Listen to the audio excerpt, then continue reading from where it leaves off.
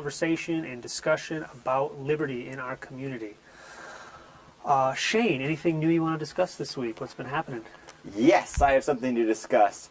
For the first chance, I got to play tour guide at the Mill Museum in town. So last Sunday, we did this little event in Dugan Hall. That's the smaller building next to the main building. And I was the guy in the print shop demonstrating printing. So we're going to put a picture on the screen of me. I'm in a bow tie and a vest and all fancy and no do-rag. It's unbelievable.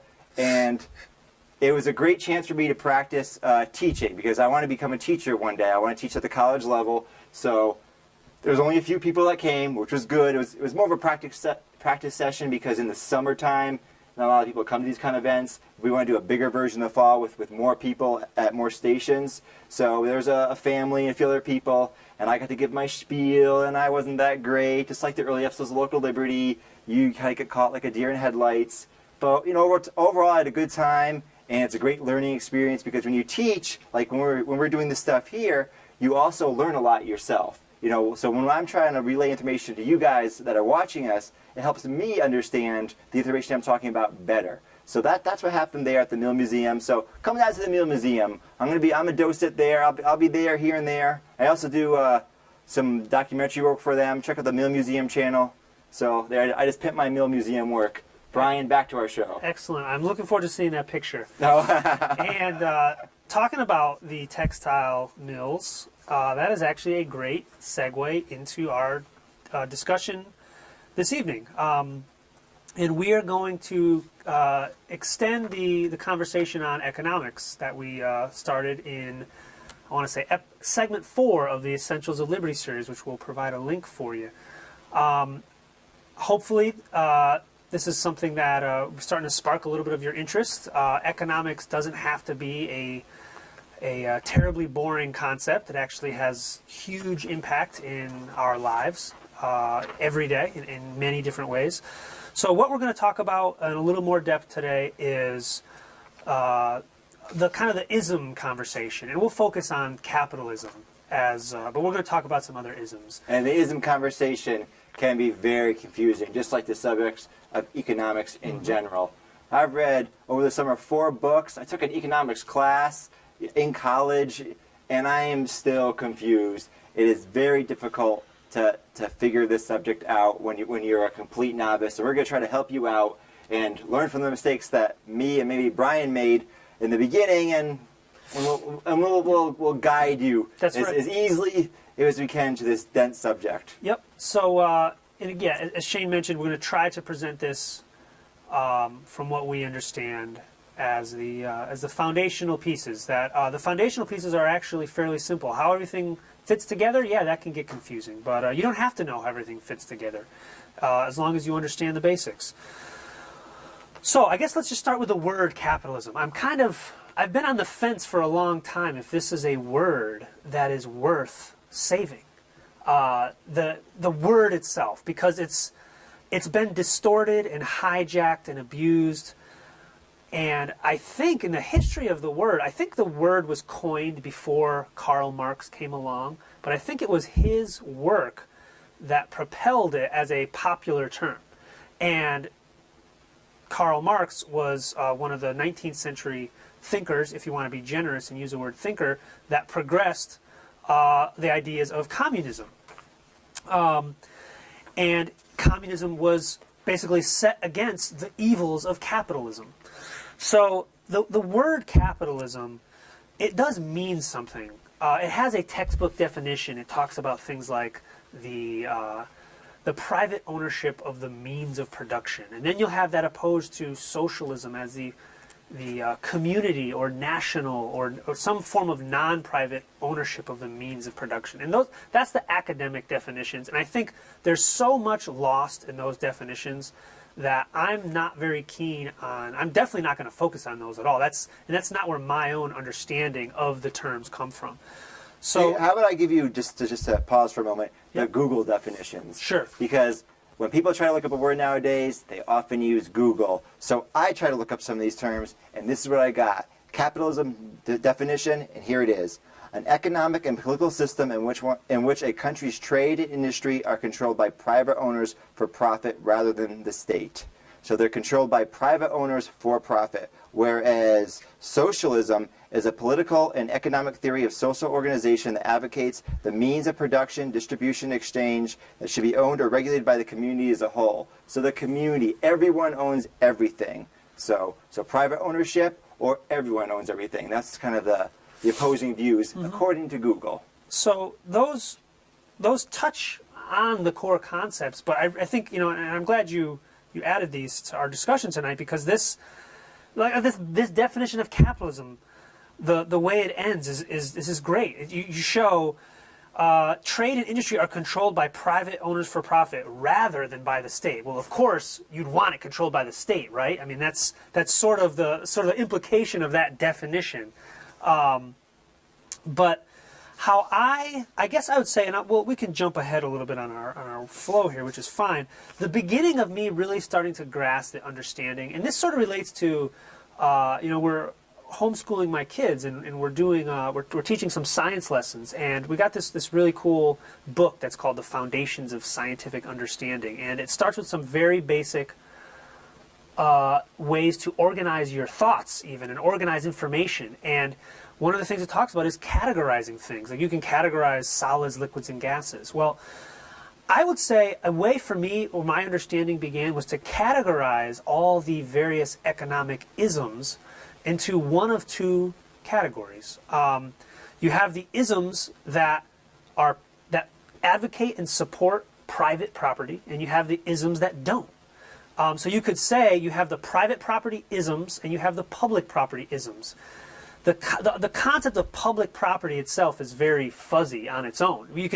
It's clear what private property means. Private property is an individual or a group of individuals that voluntarily come together to exercise control over something. Whereas public property is this sort of vague definition of it's owned by a group. Who exercises control? Well, I don't know. Maybe they don't, and they don't. The public doesn't exercise control. So they say, "Oh, this is the public property, so everyone knows the public." But then you see no trespassing signs. Oh, I can't walk over here. Oh, but this is public property. Aren't I part owner of this? But that's not how it actually is. It's actually government property. Yep, public property is a misnomer. It's a misleading term. It's government property. There is, in some sort of vague sense, a private owner. And it's this small, limited group of people that have power over everyone else. Right. That's what public property actually is. Right, but it's meant to be... Some of the time, at least. It's meant to be... Public property is meant to convey something of, oh, look, I own these parks. We all own it together. Well, no, somebody else exercises control over that so-called public property. It's not your average Joe walking down the street. And it does. So, and to be fair, it does depend on the public property. So a town hall, government building, yes, that is definitely that is government property. It's not public property, in my view. But some of those parks, like in town, we have Recreation Park, Memorial Park. Yeah, I can actually go in those. I can use those pretty much as I please. But many other government buildings and places that are supposedly public property, I do not have access to those. Or millions of acres of the West. Right. I mean, it's... So, yeah, okay. So a little bit more. Let's focus on our main topic for tonight. Let's dive a little bit into what capitalism is. And what are the two fundamental building blocks of capitalism are two very simple ideas. One we just discussed, private property. And then the other is freedom of association. So you have your property, I have my property. We choose to interact on mutually agreeable terms. And we don't. And that freedom of association, together with how we each exercise control over our own property, those two things together embody the free market. And there's an end state. There's a state where this naturally progresses to, and that's what we talked about the thread mills, the textile mills. And that's kind of what people think of when they think of capitalism, especially in this sort of sense of a discussion. And that is what it is. That is a bunch of private people that pooled their private property together to, over time, or maybe one or two people accumulated a lot of property over time, and eventually they came to be able to build some gigantic factory that produced boatloads of stuff. And in Willimantic, there was actually many owners and many different mills. We had silk mills, cotton mills. The American Thread Company, which is kind of amusing because it was actually a British-owned business, became to dominate Willimantic later on. But there was always a number of different owners competing, and they often specialize in various different things. Mm-hmm. Yep. And there's still, I think, a few tiny remnants of that industry hanging on. I know there's a couple of decent-sized businesses like the cable manufacturing place down. Right. Yeah. The American Thread Company went out of business. They didn't go out of business. They moved to the South in the mid '80s, and now actually most of that business is now starting to go overseas because the cost of doing business in America is starting to become prohibitive. But originally, the cost of doing business in the Northeast was too expensive, so they started moving all their mills down south. Mm-hmm. So over time, we have lost. We still have the name Thread City in Willimantic, but that's long gone. Those days aren't coming back. The thread business is not coming back to Willimantic. The textile business is gone, and now we just have the textile museum. You can learn about it, but it's days gone by. Somewhere I do need to take my family. Yes. Why haven't you gone down there yet, Brian? That's a good question. For me to give you a tour with the bow tie. That's another motivating factor. Oh, it's a motivating factor. You see, the vest I got, it's fancy. I made the vest. Wow. I actually made it. It's reverse. Oh, yeah. Nice. Nice. So those are the two basic building blocks of what capitalism is. It's private property combined with freedom of association. And those two things can play out in a billion different ways. Again, a typical natural end state tends to be something that looks like what we would consider mass production. Why does that happen? Because people, all of us, I shouldn't say all of us, I'd say an awful lot of us have a natural tendency to seek productivity, to seek ways that are more productive. As individuals, our goal is not work.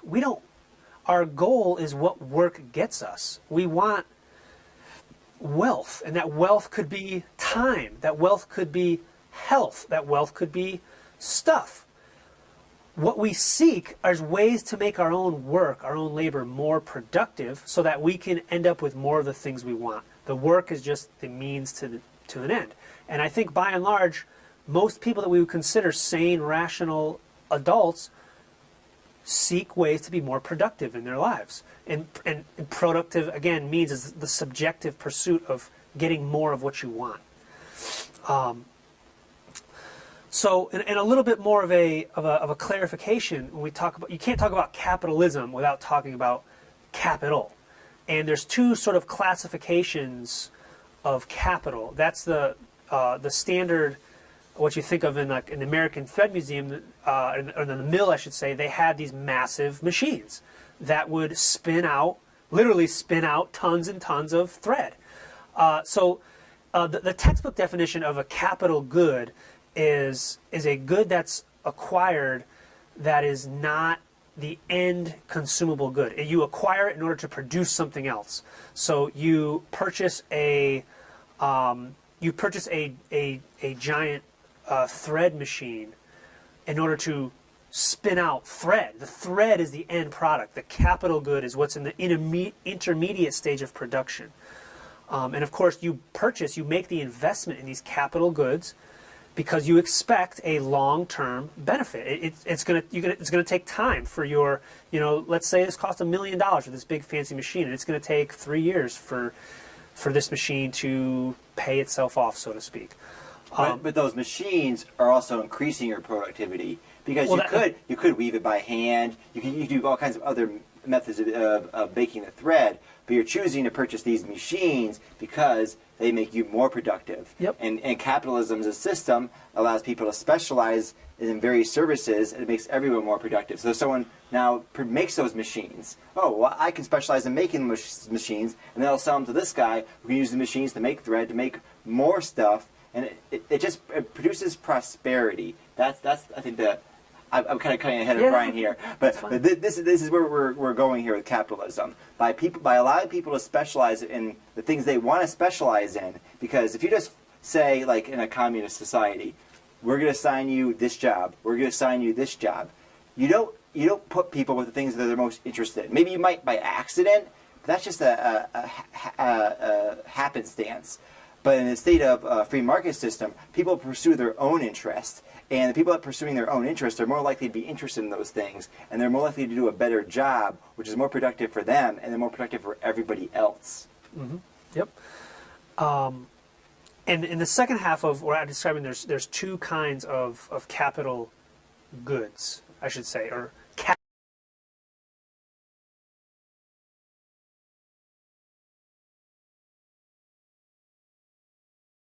There's the factory machines. That's the standard kind of capital. The other stuff. Right. The machines that produce the stuff is what our modern capital good is today. But the other kind of capital that's just as common is money.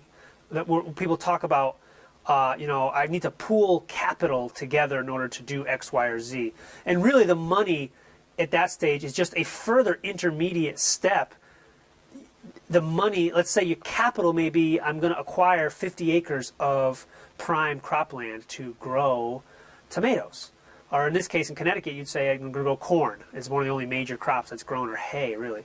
So you're going to acquire the capital, but you need the money to buy the land. So, and in that sense, and just talking terminology here, money in the sense of investment is also capital. It's used to purchase the capital goods, which are then used to produce the end state consumable goods. So all that said, what I talked at the beginning about this word capitalism, and it does mean something, but it doesn't. And again, and this is mostly because of how it's been taken advantage of, how it's been attacked over the years. All this stuff about, like this definition we have from Google. Is there anything in here about freedom of association? Is there anything in here about people choosing to become more productive through their own definition of how they're going to become more productive? And sometimes the steps they take to be more productive are the wrong steps, but they made their own decisions. None of that's mentioned in here. But this is just a general definition for the public. Right. This is not a technical economist definition. For me, I actually was a little bit surprised by the definitions I found on Google. I thought this was a pretty good definition. Like, yes, it's private owners, it's for profit, it's not the state. I usually phrase this as not centralized control, whereas socialism, there's a centralized control of the economy. This is decentralized. But this wording and terminology, I think it's actually reasonable. Okay, so I've seen this word abused so many times that. But are they using it in this way? Because you say you see the word abuse, but to me, if a person is using it and they're using it by Google's definition, that's pretty good. But I think that when you say it's abuse, because I've seen a lot of other people, they take capitalism and they mean imperialism. I've seen this so often. They mix terms up, and somehow capitalism becomes this warmongering state, because capitalism is associated with the United States. So everything associated with the United States, like the fact that we are a warmongering nation, is now part and parcel of capitalism, and this doesn't make any sense. But I've seen this over and over again. I've argued with numerous people saying, look how horrible capitalism, all it is blah, blah, blah, blah. I'm like, wait, what are you talking about now? I'm confused. Are we talking about capitalism, or are we talking about United States foreign policy? It's very confused. What I'm getting at is the words you don't see in this, and I understand this is just a one random definition chosen online, but it happens to be the one that's on Google, so it's kind of an important one. But what you don't see in this definition is you don't see the words free market. You don't see freedom of association. You don't see free enterprise. You don't see voluntary. And these are the kinds of, but I think that's core to the importance of what capitalism is. All capitalism is the end state of private property and freedom of association. And I shouldn't say end state, I should call it the mature state. And that's only if people choose to. Sure, you could choose to live a I don't know what the right word would be. I don't know what's unmodern. A word where you could choose not to use modern productive methods to do work. I could choose to dig my entire garden without any machines. I just have more productive options. And lots of people do choose to do it by hand. Right, and sometimes there's actually other reasons to choose to do things by hand. I mean, as someone that is active in the living history scene, we often revive old arts and old crafts for a particular purpose. It's like, oh, we're like, I might sew my uniform for my Revolutionary War reenactment group. I might make it by hand. And why would I do that? That's for a particular purpose, serving, an educational purpose. But you're saying that these people are doing that not for this particular purpose because they're either ignorant or they just... No, I'm just saying, as a mainstream term, capitalism, in a lot of ways like libertarianism, has been hijacked to people try to present it to mean something else, to mean some centralized abuse. I mean, you said you've experienced What I see it most often abused is that they associate United States is the capitalist country, right? There's no other capitalist countries in the world. The United States is the only capitalist country. So, therefore, everything the United States does is what capitalism does. This is what I see over and over again when I talk to people. No, there's some truth to that. So that ties into a later part. That's my issue with how capitalism is used. But I can't quite grasp what you're telling me your misuse is. What's the misuse you're seeing? Because you're telling me there's some words missing in this definition. To me, adding those words might make it more correct or more pinpoint it more. What also, for the average person, the layman, they're going to stop reading it. Because this is Google. It's going to be a couple sentences. And to me, this encapsulates capitalism in a couple sentences. It does it good enough. And if someone was using capitalism as Google describes it right here, an economic and political system in which a country's trade and industry are controlled by private owners for profit rather than the state, I'd go, all right, pretty good, buddy.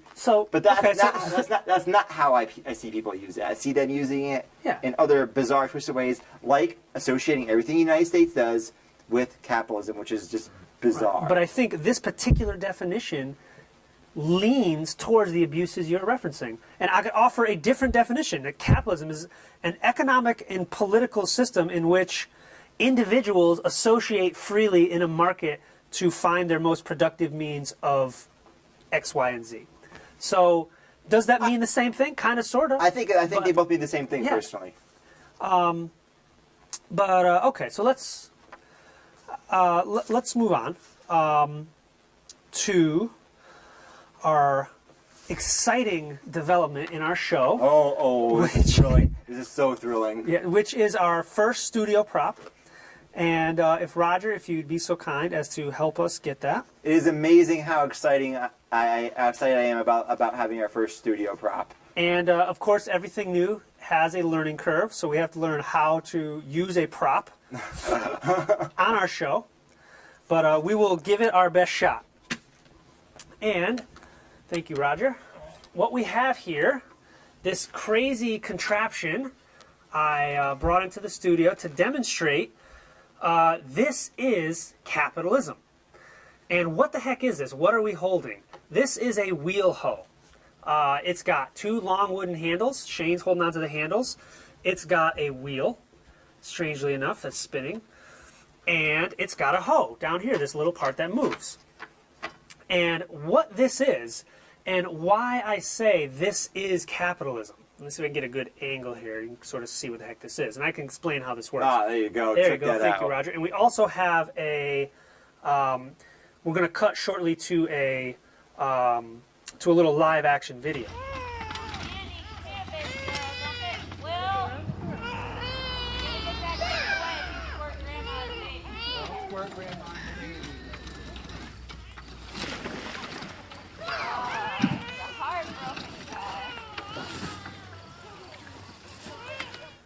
Okay, so what you just saw in that video is a wheel hoe in action in the garden.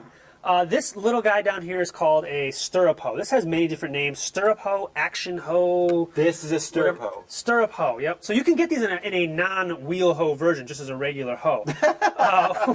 That's a good soundbite. Yeah. This is a phenomenal tool for weeding. The stirrup hoe, I mean, is a phenomenal tool for weeding very small weeds in soft dirt. So this is getting heavy, so I'm going to put it down. You guys have seen it. And basically, what that is the tool. If you have a large garden or a farm, even, I'd say on the order of maybe an eighth of an acre and up, a quarter of an acre and up to 3-4 acres, and you need a lot of weeding. And what this does is I had to say amazing, because the first time you use it, you're just kind of impressed with how efficient the tool is.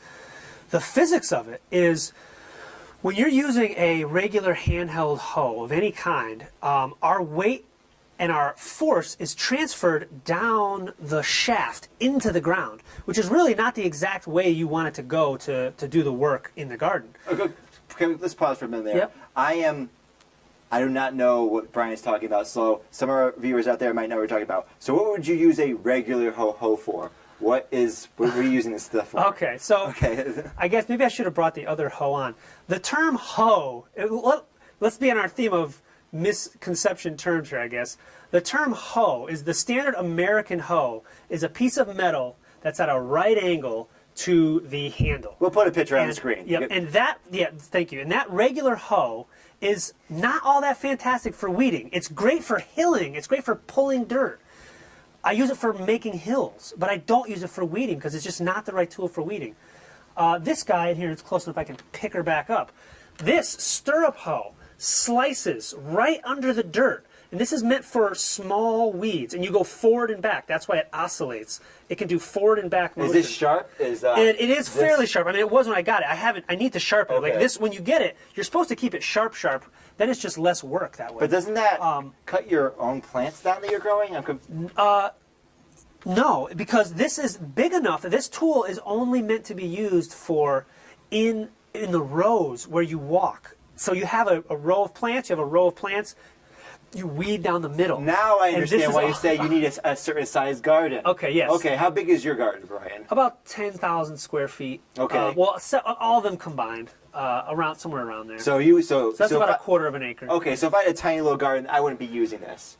Not if you had a tiny little garden. What I would recommend if you had a tiny little garden is get the handheld version of a stirrup hoe. It's like $20. There is an excellent tool for just quick. But the thing is, with a stirrup hoe, is you can't let the weeds get 3 feet tall.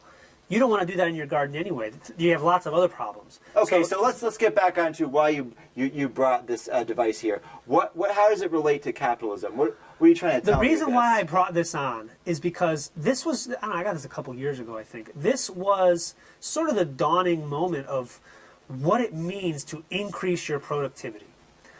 This was the tool that allowed me to keep up with having a big garden and not a lot of time to weed.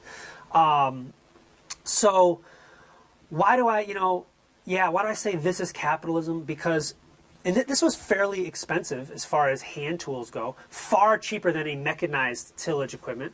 But basically, that's something I forgot to mention about the fundamentals of capitalism is I saved money. I saved some money. I invested in a tool. My productivity went up. That is capitalism in its entirety.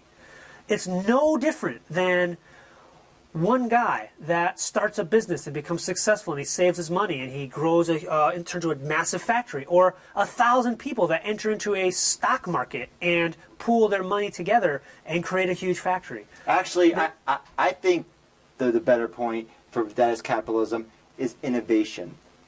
The state is centralized planning doesn't cause innovation. It doesn't cause people to create things. Somebody had to dream that up. Somebody had to go, I have a problem. I need to solve it. What can I do? Okay, here it is. And then they sold their creation to the world. That's how capitalism works fundamentally. People have ideas in the free market. They succeed or they fail. They succeed, then great. Then maybe that person now has money and capital to have more ideas. For me personally, the big thing in my life that greatly increases my productivity is my computer. I do all my video editing work there. I do all my music recording for because I'm a musician, so I write all my songs via my computer. I'm a poor dude. I can't go anywhere, but via the magic of the internet, I can educate myself. I can go online and take classes. The technology, this phone we're using right now, this is innovation. This has dramatically lowered the cost for people like me, poor people that grew up poor, to do anything.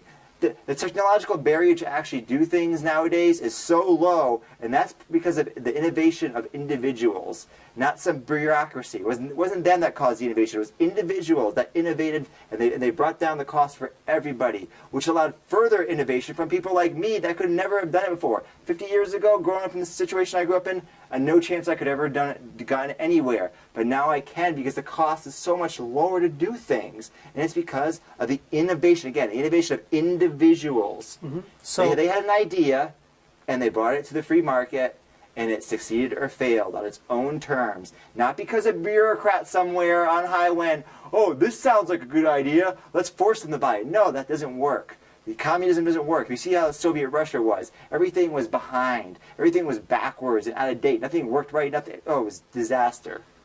So innovation is it's a natural result. Why do we innovate? We innovate to increase our productivity, to increase our profit. I mean, which we do it because we're humans and we like to do things. Right, and earning a profit typically means increasing somebody else's productivity or making their life easier in some way, or producing something that they want to consume.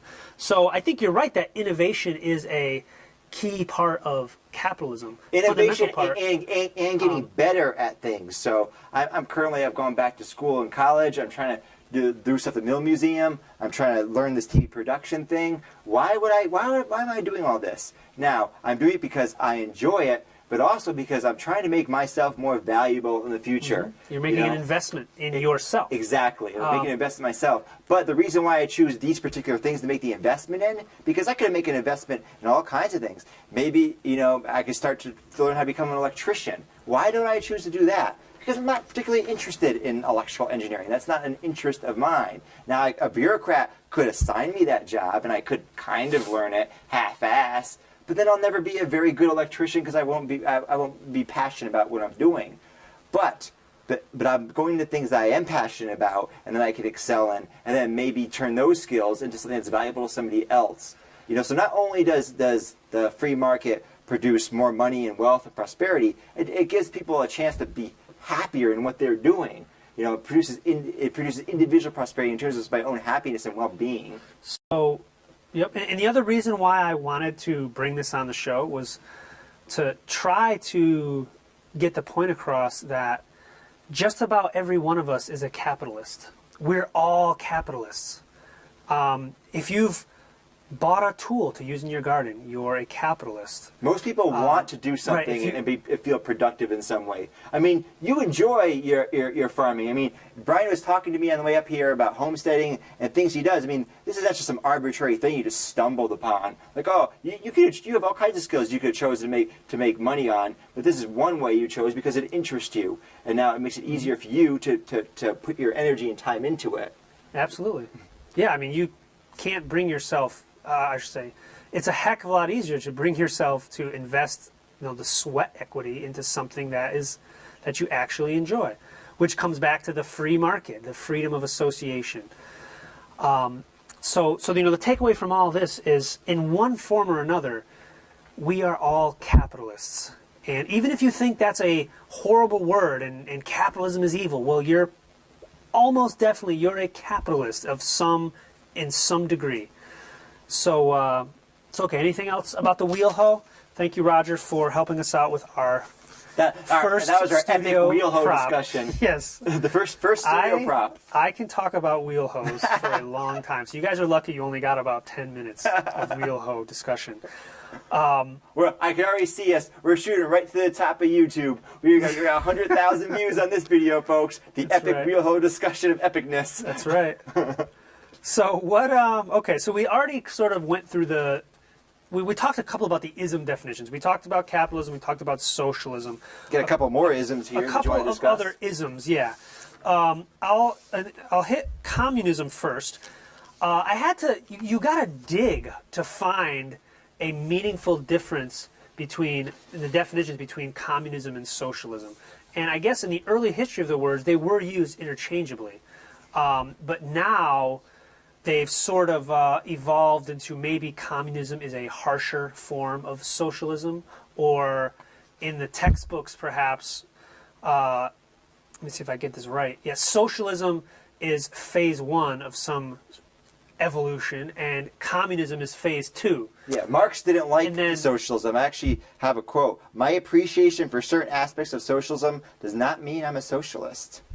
Right. So, Because it didn't go far enough. Because Right. if you go by, again, Google's definition, I mean, it says regulated by the community as a whole. That's a little vague. Because that That's could be socialism, like regulated as a community as a yeah, whole. right. That's a little vague. As that could be like a hippie commune, and not necessarily the same as communism, where it's the state that's definitely controlling it. Mm-hmm. So again, like you said, it's really just a more extreme version. Right. So the fourth ism, and this is an important one because I think this is one that we all need to understand. That ism is fascism. And that's a word that I think it has quite a few meanings. But the meaning that I'm going to go with, and I'm going to categorize. Remember, I said the beginning of my understanding was building this categorization of which of these isms. Capitalism is a private property ism, and all the other isms are anti-private property. Well, fascism has the particular feature that it tries to pretend to be a private property ism, and it is not. Fascism is about centralized control just as much as communism, but and the way that plays out historically, and I'll argue the way it's playing out in this country, is you can say, yep, you own your house, but here's 700 pages of regulations that you're subjected to. Or you own your business, but here's 10,000 laws that you have to follow. Or you own this piece of land, but we're going to tell you how you're going to use it. That's a more modern definition of fascism. Because historically, fascism also has a racial component or a national identity component. So if you look at the National Socialist Party in Nazi Germany, I mean, what made them fascist is the Nordic, the white race. We are the race of purity. So there's this other component. We have like some sort of manifest destiny to rule. So we get privileges over the underprivileged class, the non-whites, the undesirables, whereas communism per se is everyone is equal. Allegedly. Again, right, allegedly, that was a major... which is completely hilarious Yeah, if you actually looked at communist Russia or the USSR. It's completely untrue. But that was the distinction, because the communists hated the fascists in World War II. They did not like each other because that piece of ideology, the fact that it's like we are all theoretically equal, we'll ignore reality. Or no, there is a chosen race. There is a chosen group of people. That was at odds with each other. But the way they play out actually in the real world is actually very similar in the real world, the way they play out. But there is that underlying backing. That's right. different. But that's changed, like you said, the modern version. That's kind of got rid of that racial component. Well, the racial component that has officially, that's not in the doctrine anymore. But the nationalistic component is as strong as ever.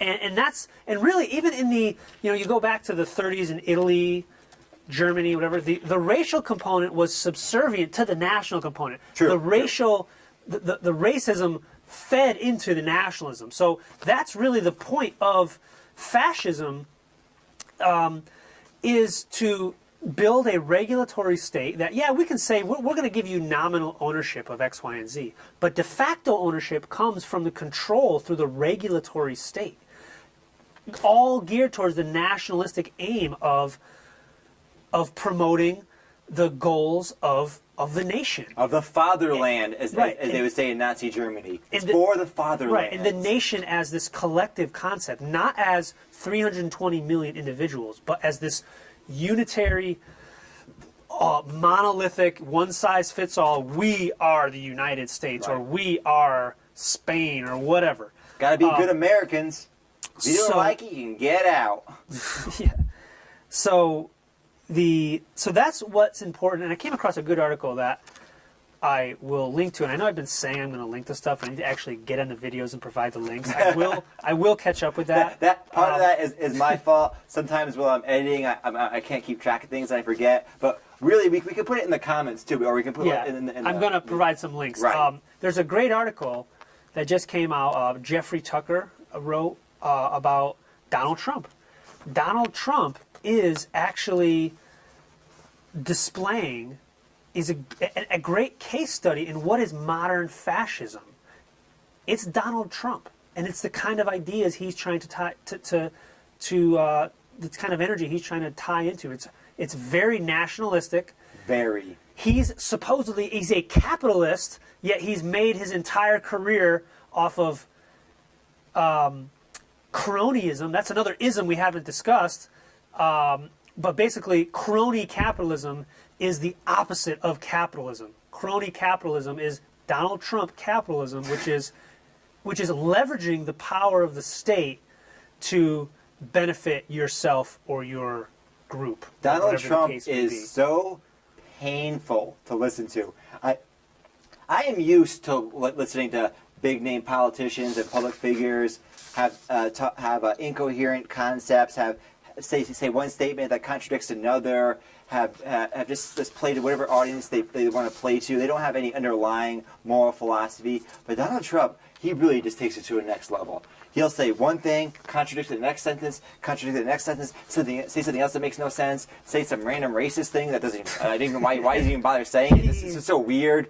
He is such an incoherent mess. It baffles me how there's a fairly strong segment of the Republican Party that latches onto him, and I feel a lot of it is just because some of his racist rhetoric, which is so bizarre. I mean, he throws some bones of truth out there that are real problems. Like he'll say, the system is corrupt, and you need a strong leader to correct it.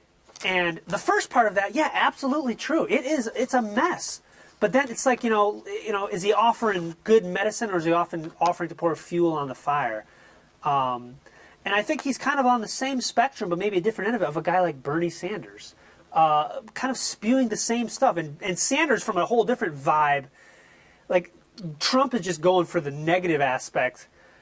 Sanders is trying to tap into the positive sort of aspect of, he's sincere and he's consistent. And he's not sincere. He's not consistent. It's actually really interesting. I was reading an article on Reason about him, about how his views have evolved over time. Because he used to be, that radical, progressive, hippie, true socialist. But now his views have started to be, because he's now a career politician. He's been in politics for a long time. Things are starting to change. He had some interesting views I found. For example, he was a strong gun rights advocate for some time. He was in Vermont. Right, because he had to be. Yeah. But now, of course, he's on the national stage. We can have some common sense regulations. Again, I understand they're politicians. They have to say certain things. But certain guys, like Donald Trump, please, no one vote for Donald Trump. But he's never going to get anywhere anyway. Yeah. Because once he gets past this core little group, let's stop talking because I can't handle Donald Trump. I'm with you. He's making enough noise. So that's a good jump into the next part. I just got one quick point about what isn't capitalism. We talked about money as being one of the two forms of capital goods, so to speak. And when you think of money, well, we think of Wall Street. There is no sector of our economy, there is no street in our nation that is less capitalist than Wall Street. The financial sector is the most regulated, most controlled, most socialized sector of our economy.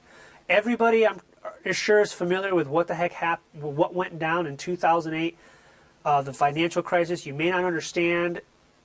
I don't fully understand everything that happened. But what people can observe just from standing back and looking, who got paid, who lost money. The individuals that poured their life savings into the system, they got nothing.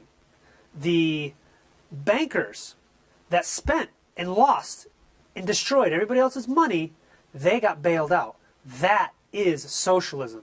The costs of the financial sector are socialized. The losses are socialized. The profits, of course, are privatized. That is not capitalism. And of course, when you know what the politicians say, oh, it was because of deregulation is why everything happened. Oh, we really needed more laws. Yes. But if you actually study the crisis, there's all kinds of regulations that cause the problems in the first place. Government creates a problem by having all kinds of incoherent and irrational laws. Then problems ensue, and then they go, oh my God, we'll fix it with these other laws. Because I don't want to get in that spiel again. We talk about this all the time. Government creates problems, and then it fixes them and goes, well, it doesn't usually fix them. It usually creates more problems. But then it goes, look, we fixed this problem. We're so great. It's like you caused it in the first place, people. You government caused it in the first place. Yep. There's another one for opposite day. It's on the agenda. Too many for opposite Okay, day. so we are getting close to our time, but another one wanted to discuss, and we'll probably not get to the end of this, but that's okay. Scandinavia. Whenever you're talking about the isms, somebody has to bring up Scandinavia, Sweden especially. What I'll say about this is I think it's one of the best examples of the power of propaganda, in that when socialism in this country, in the United States, produces bad results, where we have various systems that are completely controlled by centralized organization. It's a socially produced good. When socialism fails in the United States, it is blamed on capitalism. But when capitalism succeeds in countries like Sweden, the success is credited to socialism. So, again, back to the word capitalism being hosed in so many different directions, this is one of the best examples of it. Where capitalism fails, it's just, you can't win. You can't win in either direction with the term in some ways. And just at a high level, how that plays out, or what I just explained, where, socialism, where the blame gets reversed in both directions. How that plays out is basically, Sweden in particular was a very free, economically, a very free country, one of the freest in the world for a long time, almost 100 years. From the middle 19th century to the middle of the 20th century, Sweden had one of the freest countries, freest economies in the world. And what do you know? Capitalism and free enterprise and growth and prosperity run amok. And then the change began. It sort of coincided with a lot of the economic freedom losses in this country and a lot of other countries. So starting in the 50s, economic freedom declined, but they had already built up a ton of wealth in Sweden. And it takes time to squander wealth through bad economic policies. And in some ways, they're still living off of the wealth that they developed previously. Well, here's the thing with the North. I generally refer to the Nordic countries: Sweden, Norway, Iceland, Finland, and Denmark. So you're correct about Sweden being much more economically free than other countries for a time being, and then they started moving. It still is to an extent today. Right. So then they moved towards these more socialistic policies, and you know what they found? They didn't work. They had these ridiculous high corporate tax rates, these ridiculous high personal income tax rates, but you know what? They don't have them anymore. They have much lower corporate tax rates than the United States. Their income tax rates are comparable to the United States. Their business environment in general is less regulated oftentimes than the United States. Finland is one of the top innovators in the world. If you go to a various list where it talks about economic freedom or business environment, like what place in the world would you want to open a business and have the best chance of success? A lot of the Nordic countries rank very highly. This is a misnomer about how much centralized control are in these countries. When you actually look into it, yes, they do have a social safety net, some sort of welfare state, but it's dramatically more efficient than the United States. States, because they tried going the direction the United States is going. They tried going with these ridiculous progressive taxes where the rich are just taxed out of existence. And you know what? That didn't work so well. Their business sector started hurting dramatically. So they went, wait a second, before this becomes a horrible crisis, let's stop this. And they reversed course. Check out some facts about Sweden. It's very interesting. A couple other interesting things about Sweden and Norway. They are both countries are in the top 10 for gun ownership rates in the world. What? So I told that to somebody, and they're like, no, you're lying. That's not true. And then they looked up and went, oh, they are. Another interesting, these countries are not quite the progressive paradises people imagine they are. You know, I have a list that I brought, and I talk about this a lot. This is the Legatum Prosperity Index. And there's a number of different things that criteria they use to rate countries. So what countries are better to live in. And again, I always say the countries that tend towards more freedom, again, maybe they're not capitalist as you might describe them, but they have more free markets, they have more rule of law, they have more personal freedom, are the countries that are more successful and are more capitalistic. The United States is in the top 10. Norway, Denmark, Sweden, and a bunch of other countries to name. The countries that are more socialistic, more communist, the ones that have more centralized control of the economy, the ones where there's less rule of law, when there's less personal freedom, when the government has more control of your life, these countries don't do so well. Here's some favorites. We have Syria and Iraq. Oh, those are just wonderful ones. We have the Congo, the Democratic Republic of Congo, the most ironic name ever. Egypt, Tanzania, Nigeria, Ethiopia, Pakistan. These countries, again, on the scale, more freedom, less freedom, they are on this end, less freedom, and these other countries I named are on the more freedom scale. So I think this is a great example to show that freedom is good for you. Economic freedom, personal liberty, these things are good for you. Yes, they might not be the libertarian paradises we want, because there is no libertarian country per se, but the countries that tend towards more freedom are the countries that do better. And in these countries like Sweden or Canada or whatever, if you look at policies they have that are more draconian and more restrictive, they don't work so well. The ones that aren't so libertarian, a lot of them don't work very well. So we should focus on the things that work well in these various countries and move towards them. And almost inevitably, it tends to be more freedom and not less. And that's right. And one other major point of why things seem to be working out economically better in the Nordics is they do not participate in wars. Sweden in particular has, I think, the longest period of peace, even longer than Switzerland, of any country on the planet. So they don't squander wealth in wars. That's a great thing to mention. Right. They don't drop $1 million missiles on other countries. You can talk about the moral side of war all day long, and we have, and we will continue to, but there's the other economic reality of we don't get wealthier by expending ordnance all over the planet. But there's more than this economic aspect, because if you don't have a generation of people who have gone to war, like in Sweden or Norway, if you don't have that generation of people who have gone to war, they don't have all those problems, social problems associated with going to war. You don't have this huge group of people that have post-traumatic stress disorder. You don't have that. So they have not been screwed up by going to war. So now, instead of being all messed up for the rest of their lives, reliving the horrors of warfare, they can be productive citizens. Because whenever you have major wars, it's massively destructive to society. Because you know who goes to war? The young people, the next generation. So you can ruin a whole generation by going to war. In Sweden, Norway, these countries, they haven't had to deal with that. So the countries are very well educated. They're peaceful. So it's easier to just do things in Sweden because there's less social ills, because war creates so many social ills in addition to the economic woes. That it does. And I believe we are out of time. So we hope you guys have learned a little bit more about economics. We hope this has sparked your interest again, and we're just breezing over a lot of topics. Get out there and find this information online. Read a bunch of different places. Make sure post some to read, comments. Yeah, post some comments on our YouTube channel, Local Liberty, our Facebook page, Local Liberty. Check us out at localliberty.org. Brian, what is the email address? localliberty.ct@gmail.com. We really want to hear from you. The other day, somebody commented on one of our videos, and I forget your name, man. Maybe it was Raymond, but I responded to you. I really appreciate that. So please give us the feedback, because we will incorporate it.